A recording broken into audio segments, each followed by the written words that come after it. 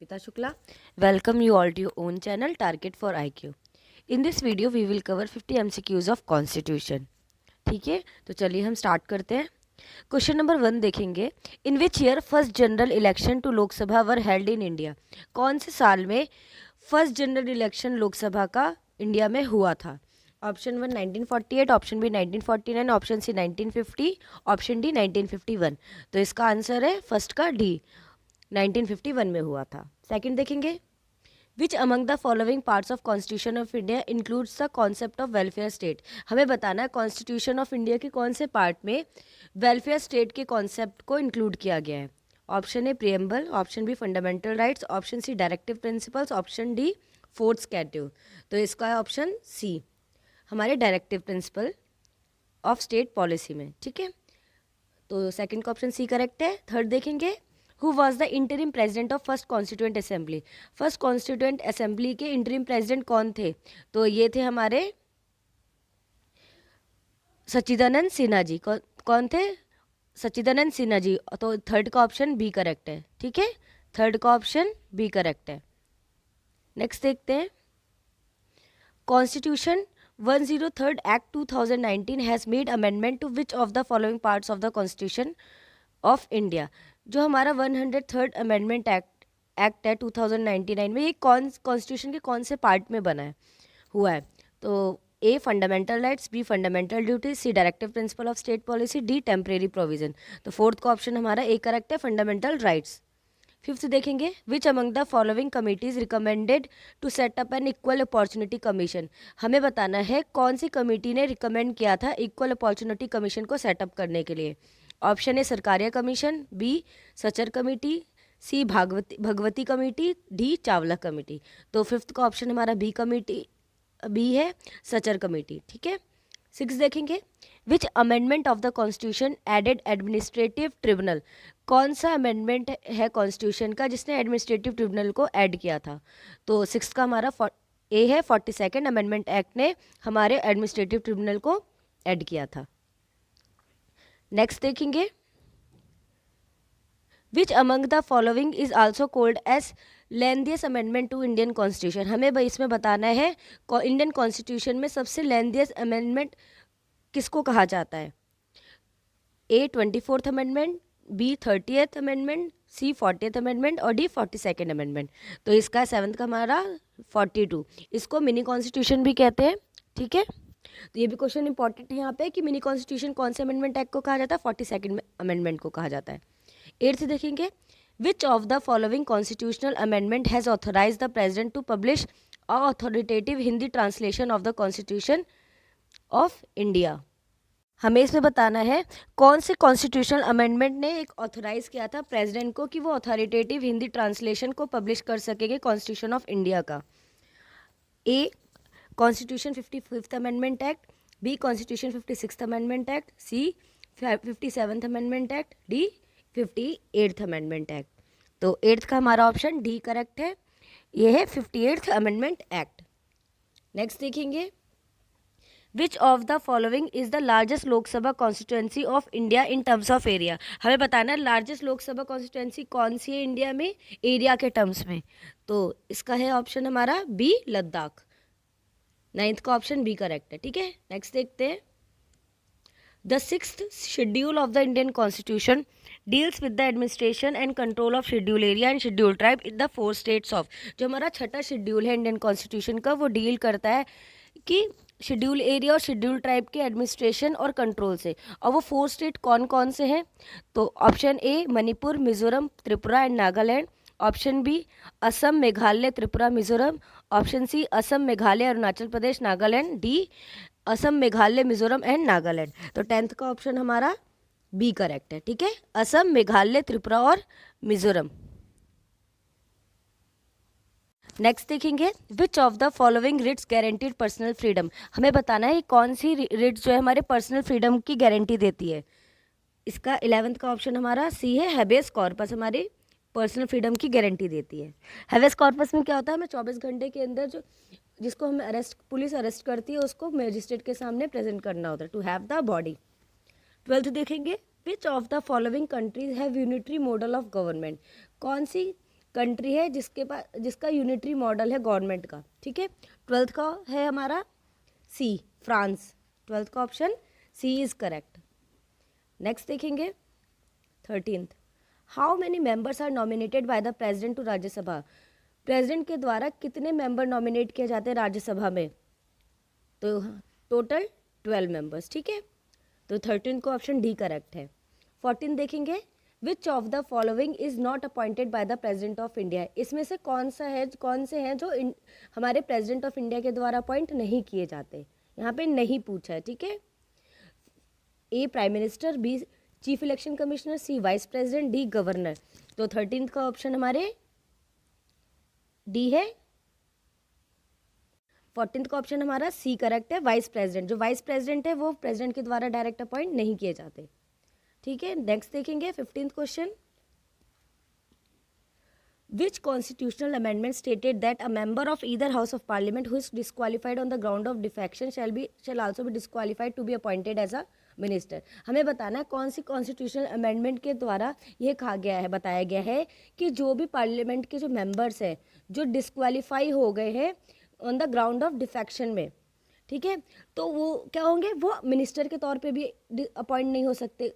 Minister में appoint होने के लिए भी वो डिस्क्वालीफाई है। तो ये कौन से अमेंडमेंट एक्ट के द्वारा बताया गया है? ये बताया गया है 91st अमेंडमेंट एक्ट के द्वारा। 15th का ऑप्शन ए करेक्ट है। नेक्स्ट देखेंगे 16th देखेंगे, when can a speaker of Lok Sabha be remove before the expiry of his term.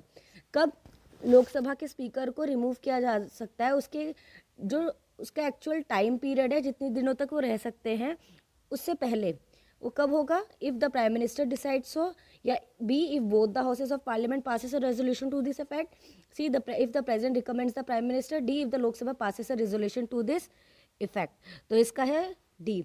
अगर लोकसभा एक रेजोल्यूशन पास करती है तब स्पीकर जो हमारे लोकसभा के उनको रिमूव किया जाता है उनके एक्चुअल टर्म से पहले ही।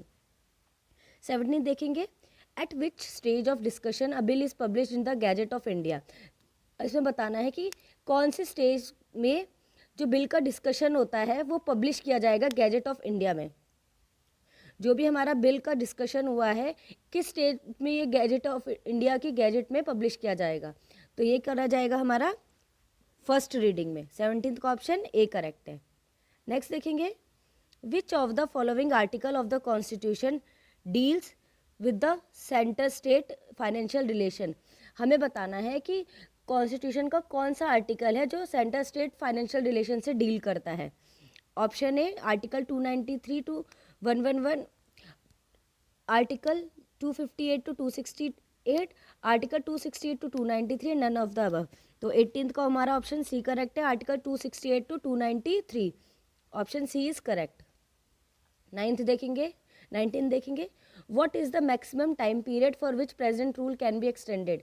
हमें मैक्सिमम टाइम पीरियड बताना है जिसमें प्रेसिडेंट रूल एक्सटेंड हो सकता है, कब तक? A 1 year, B 2 year, C 3 year and D none of the above. तो 19th का ऑप्शन सी है, 3 साल तक, ठीक है।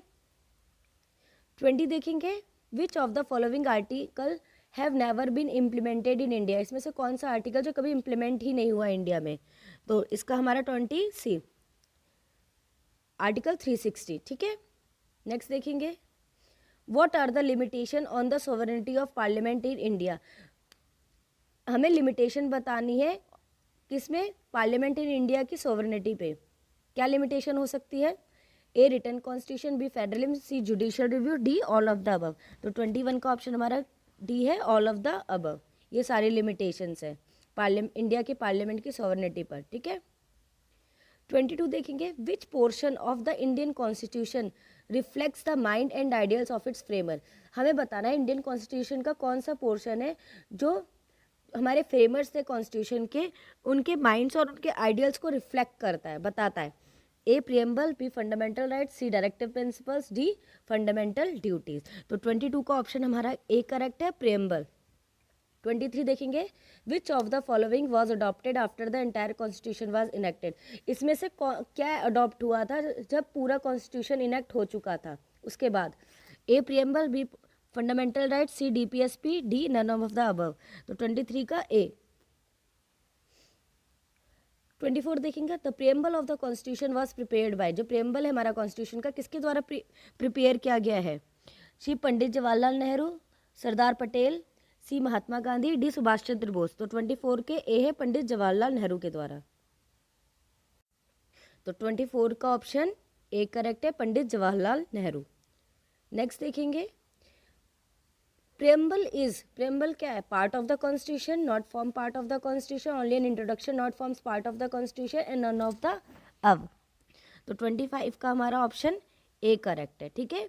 Preamble is a part of the constitution, 25 का ए।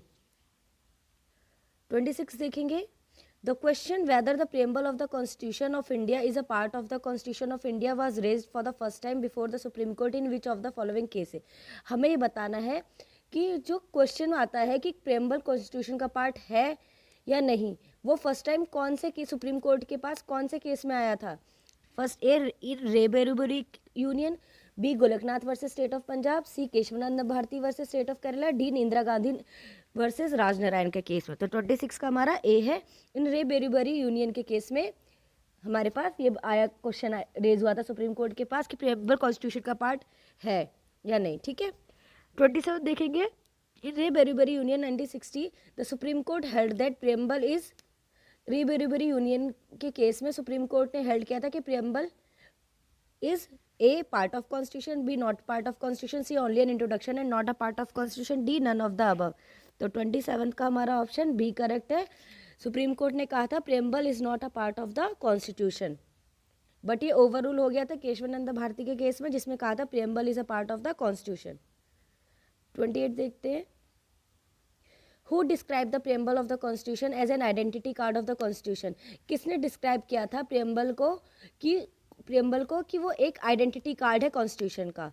Option A N A Palkhivala, B Ivor Jennings, C B R Ambedkar, D none of the above. तो 28 का हमारा ऑप्शन ए है, एन ए पालखीवाला ने बोला था कि जो हमारा प्रियम्बल है कॉन्स्टिट्यूशन का वो आइडेंटिटी कार्ड है कॉन्स्टिट्यूशन का, ठीक है।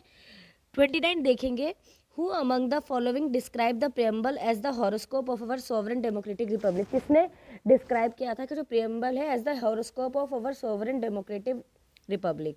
ए Alladi Krishnaswami, B Sardar Patel, C K M Munshi, D none of the above. तो 29 का ऑप्शन हमारा सी है, के एम मुंशी जी ने कहा था, डिस्क्राइब किया था, ठीक है। 30 देखेंगे, what was the exact constitutional position of the Indian Republic when the constitution was brought into force with effect from 26 जनवरी 1950। हमें एग्जैक्ट कॉन्स्टिट्यूशनल पोजीशन क्या थी हमारी इंडियन रिपब्लिक के टाइम पे जब कॉन्स्टिट्यूशन लाया गया था, फोर्स में लाया गया था 26 जनवरी 1950 में। तो एग्जैक्टली कॉन्स्टिट्यूशनल प्रोविजन क्या थी? A democratic republic, B sovereign democratic republic, C sovereign secular democratic republic, D sovereign secular socialist democratic republic. तो 30 का ऑप्शन हमारा बी इज करेक्ट, यह सॉवरेन डेमोक्रेटिक रिपब्लिक था एक्चुअल प्रियम्बल में, ठीक है, कॉन्स्टिट्यूशन में। नेक्स्ट देखते हैं 31, the preamble to the constitution declares India as. देखो जो प्रियम्बल है कॉन्स्टिट्यूशन का वो डिक्लेयर किया गया इंडिया में as a sovereign socialist secular democratic and republic. तो 31 का ऑप्शन हमारा बी करेक्ट आता है। 32 देखेंगे, the source of India sovereignty lies in the, जो इंडिया की सोवरेनिटी है उसका सोर्स किस में लाई करता है? तो ये हमारा पीपल ऑफ इंडिया पे करता है, 32 का सी। 33 देखेंगे, the text of the preamble of the constitution of India aims to secure, जो टेक्स्ट है हमारा कॉन्स्टिट्यूशन के प्रियम्बल का इंडिया का, वो उसका एम क्या है, क्या सिक्योर करना है? तो उसका मेन एम है हमारा इंडिविजुअल की डिग्निटी को, यूनिटी को और नेशन की इंटीग्रिटी को मेंटेन रखना, सिक्योर करना। तो 33 का ऑप्शन सी करेक्ट है। 34 देखते हैं, in which of the following cases supreme court had preamble cannot be amended. कौन से केस में कहा था सुप्रीम कोर्ट ने कि जो प्रियम्बल है अमेंड नहीं किया जा सकता? ये हमारा कहा गया था रेबेरुबरी केस में, ठीक है। 34 का ए ऑप्शन करेक्ट है। 35 देखेंगे, in which of the following cases supreme court held that preamble can be amended without altering its basic feature. किस केस में कहा गया था, सुप्रीम कोर्ट ने क्या कहा था कि जो प्रियम्बल है वो अमेंड हो सकता है उसके बिना उसके बेसिक स्ट्रक्चर को बिना ऑल्टर किए। तो 35 का हमारा ऑप्शन डी करेक्ट है। ये केशवानंद भारती केस में कहा गया था, सुप्रीम कोर्ट ने कहा था कि जो प्रियम्बल है can be amended without altering its basic features. 36 देखेंगे, the preamble to the Indian constitution was amended in the year. जो प्रियम्बल है कॉन्स्टिट्यूशन का वो अमेंड कौन सी ईयर में हुआ था? ये हमारा 1976 में हुआ था 42nd अमेंडमेंट एक्ट के द्वारा, ठीक है। और इसमें दो वर्ड हुए थे, सॉवरेन और सेकुलर। नेक्स्ट देखेंगे, the word secular in the preamble to the constitution of India was, the word secular है preamble to the constitution of India में कब है, क्या था, क्या मतलब है उसका? That's there for from the beginning of constitution से आया था, added by the first amendment of the constitution, added by the 42nd amendment of the constitution and added by the 44 amendment of the constitution. जो word secular है वो constitution के preamble में 42nd amendment act of constitution के द्वारा add किया गया था। 37 का ए, the expression socialist was intentionally introduced in the preamble by the Constitution 46 Second Amendment Act 1977. Its principal aim is to socialist word introduce किया गया था preamble में 42nd Amendment Act 1976 के द्वारा। इसका मेन प्रिंसिपल एम क्या था? इसका मेन प्रिंसिपल एम था हमारा एलिमिनेट करना इनइक्वालिटीज, इनकम में जो भी इनइक्वालिटी है उनको एलिमिनेट करना, जो भी स्टेटस में इनइक्वालिटी है उसको एलिमिनेट करना और एक स्टैंडर्ड लाइफ को मेंटेन करना, ठीक है। तो 38 का ऑप्शन हमारा सी करेक्ट है। 39 देखेंगे, in Tinsukia electricity company versus state of Assam, the supreme court pointed out that the term socialist used in the preamble to the constitution of India means a state whose basic policy is to. 39 का option हमारा C correct, prohibit concentration of wealth and uplift the living standards of people. जो Tinsukia electricity company versus state of Assam का जो case है उसमें supreme court ने point out किया था जो सोशलिस्ट वर्ड है वो यूज किया गया प्रियम्बल में, जिसका मतलब है स्टेट है जो है उसकी बेसिक पॉलिसी होनी चाहिए किसी भी एक प्रोहिबिट करना कंसंट्रेशन ऑफ वेल्थ को एंड अपलिफ्ट करना living standard of people.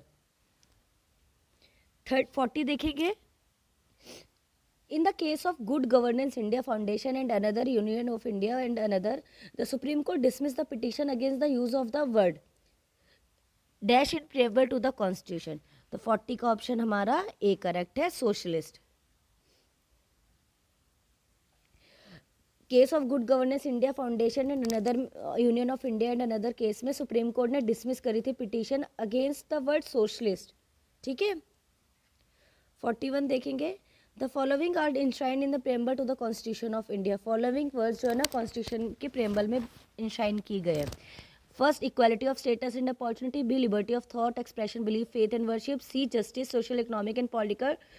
Fourth, fraternity, assuring the dignity of the individual. 5, unity and integrity of the nation. इसको हमें क्या करना है, करेक्ट ऑर्डर में बताना है। तो 41 का हमारा ऑप्शन बी करेक्ट है। 3, 2, 1, 4, 5। सबसे पहले क्या आता है, जस्टिस किसका, सोशल, इकोनॉमिक एंड पॉलिटिकल। दूसरा आता है liberty of thought, expression, belief, faith and worship. First आता है equality of status end of opportunity. Fourth आता है fraternity, assuring the dignity of the individual. And fifth आता है unity and integrity of the nation. ये हमारा chronological order है, correct order. 42 देखेंगे, the historic objective resolution was moved in the constituent assembly bye. जो objective resolution है वो constituent assembly में मूव किसके द्वारा किया गया था? ये मूव किया गया था हमारा बी आर अम्बेडकर के द्वारा। 42 का ऑप्शन सी है हमारा, जवाहरलाल नेहरू जी के द्वारा, ठीक है। जो ऑब्जेक्टिव रेजोल्यूशन है ये कॉन्स्टिट्यूएंट असेंबली में जवाहरलाल नेहरू जी के द्वारा मूव किया गया था। तो 42 का ऑप्शन सी इज करेक्ट।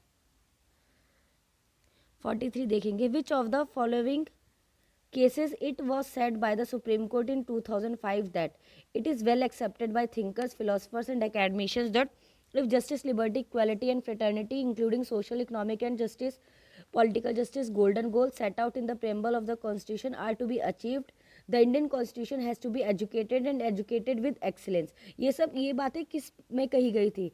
ये 43 का हमारा ऑप्शन डी है, PA Inamdar versus state of Maharashtra में कहा गया था सुप्रीम कोर्ट ने कि ये वेल एक्सेप्टेड है थिंकर्स के द्वारा, फिलोसफर के द्वारा, एकेडमिशियंस के द्वारा, दैट अगर justice, liberty, equality and fraternity उस जिसमें इंक्लूड होगा social, economic and political justice, golden goals set out in the preamble of the constitution, वो अचीव होंगे और इंडियन पॉलिटी जो है ना एजुकेटेड होगी और एजुकेटेड विद एक्सीलेंस। ये PA Inamdar versus state of Maharashtra में ये लाइन बोली गई थी सुप्रीम कोर्ट के द्वारा।